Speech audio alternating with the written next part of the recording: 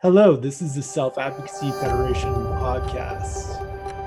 This is the third podcast in our series, and it is around disability and relationships during the age of COVID. We hope that you're going to enjoy this.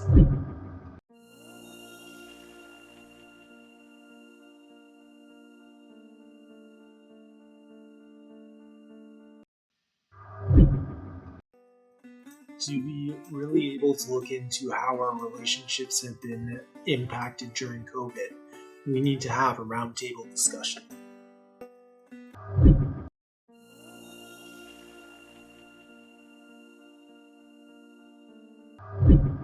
How do you stay connected? I guess this question confuses me a little bit because when I'm talking about relationships, for me, I'm talking about my partner. For me, I don't really understand the purpose of this question.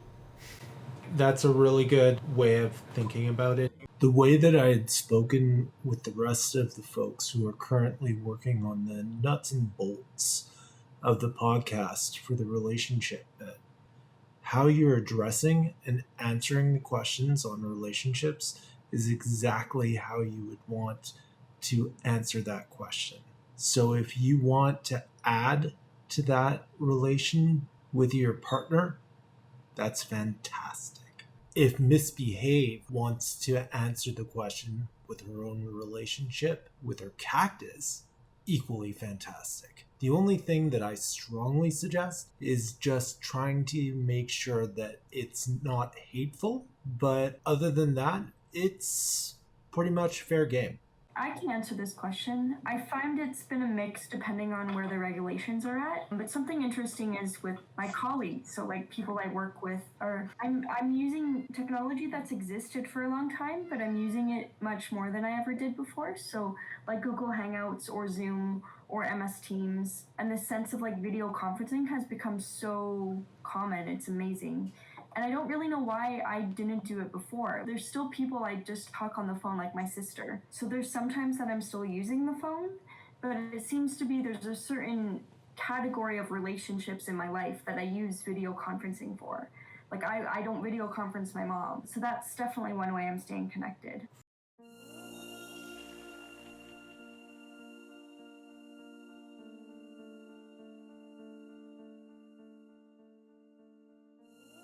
How do you keep your relationships healthy? I speak to this in respect to my partner relationship. I've actually found video conferencing to be, I find that it helps my mental health when I can connect with people and come up with new ideas and create something together. About being very taxing and very tiring. And I've heard other people say that too. But for me, I actually find that I love it. Like, I love having 3 or 4 meetings in a day and being able to connect with people. Now, if I have to MC one of those meetings, then yes, it gets very, very taxing. But if I'm just meeting with people, like the SAF and AACT or Gateway or whoever, I really enjoy it. And together just that, when I have to go to meetings in person, especially when I have to meet new people, my level of social anxiety is just through the roof. So for me, video conferencing has also really helped with that. Being able to meet people online, build a relationship with them face-to-face, but not face-to-face, has really been beneficial for me. How do I stay connected? Generally, I use a lot of text messages to communicate, or even emails to communicate with individuals, whether it's family, friends, or professionals such as medical professionals. Until the pandemic hit, professionals were refusing to do such things as Zoom meetings or Google Meets, which would provide captioning and include me in the conversation. When the pandemic hit, it was of course chaos for a while. It's become magical for me in a way that the professionals who were refusing to accommodate me in a way that would fully include me in my medical and other events with captions, they were now actually embracing and using such platforms that provide captions for me, so I can, instead of actually physically going to, say, a doctor, I can have a conversation through Google Meets or Google Hangouts or other captioning platforms. So I think that's wonderful. Instead of having to rush from A to B on the bus or getting a ride in a taxi or from somebody else, I just have to do a marathon Zoom meeting or Google Meets online. It's not quite a good physical workout, but it works perfectly for my needs. I think it's fantastic. And I'm actually teaching some of my family and friends how to utilize the captions that provide platforms so they can also have conversations with their friends and family, whether it's medical or not. I find it to be quite a pain. I don't mind using the platforms, but I wouldn't want to use them all day long. I have poor tracking in the first place, so as soon as something moves, then that's what I see. You're watching faces all day long, and sometimes like dozens at a time. It's a little bit too much on my brain, and you would think that I would read or crochet or something in my spare time, but I don't. I've become quite the couch potato,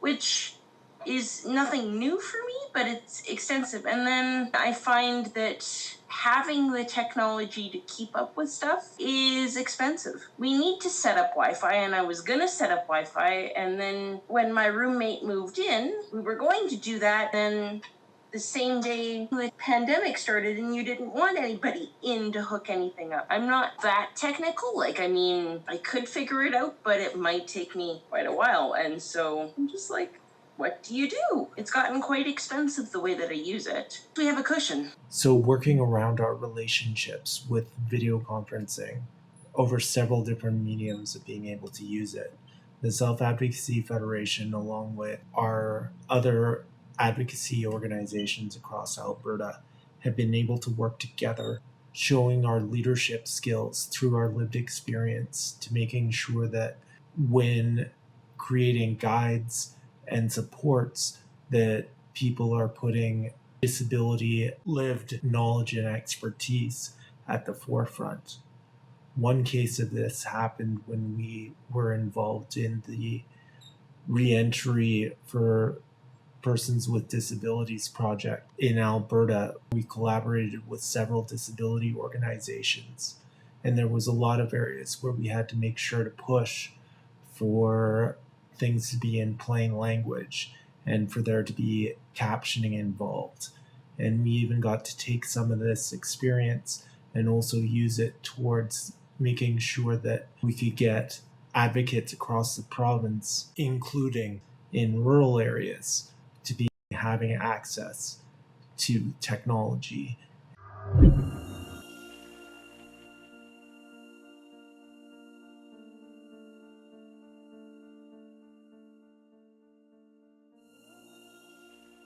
How do you work with media and technology?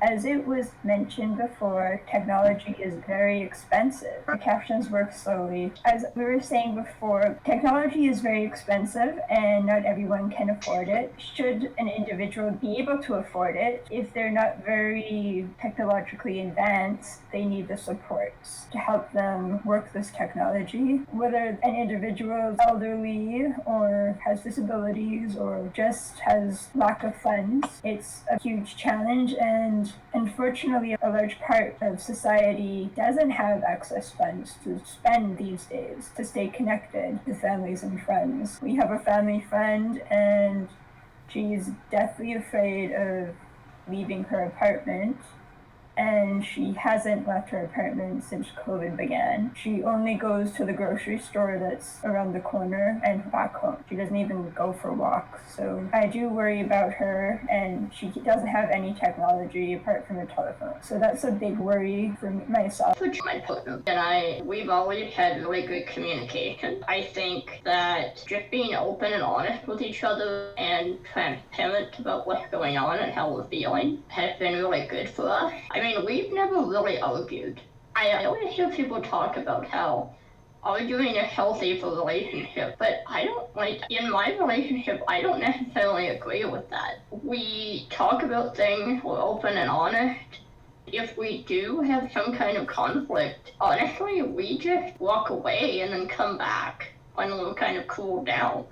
I think that's a better way to handle it than just getting hot-headed and getting mad at each other. If I may go, with the individual that I am living with, I just take a deep breath or afterwards just go for a walk. Usually that just clears my head up and hopefully clears the other individual's head up. Arguing and conflicts can occur also because everybody internationally is a little bit stressed out in one way or another. I don't sweat the small stuff. Try not to read various propaganda because at some point somewhere somebody is going to comment about something that I may not agree with. So I just don't go to the places that I know there will be some sort of conflict or something I will read and upset myself or possibly say something that may upset somebody who may be having a bad day. I think the biggest problem that we face right now with online communication, I mean, we've always faced it, but especially due to the pandemic, is miscommunication.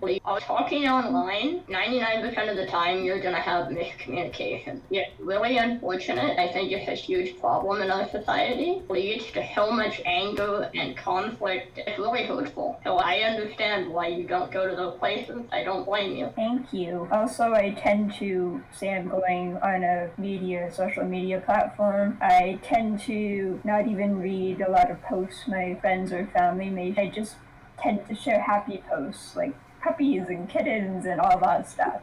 So usually I get the little thumbs up. I think I'm doing good. I watched a W5 thing on the QAnon last night. The professor they were talking to talked about social media being like a trash bin or a sewer pipe for that sort of social media becoming more of a problem. I find that arguments in and of themselves, there are quite a few, and I'm fortunate here that my roommate has pretty much the same schedule he had before the pandemic started, so he's gone every once in a while. Maybe that's not the healthiest way to do that. We still I can get frustrated about the dishes in the kitchen sink and shout, but he's out of the house. For me, that's good because I will spend 5 minutes going grr or longer than that. By the time he's back, I'm good. Thank you.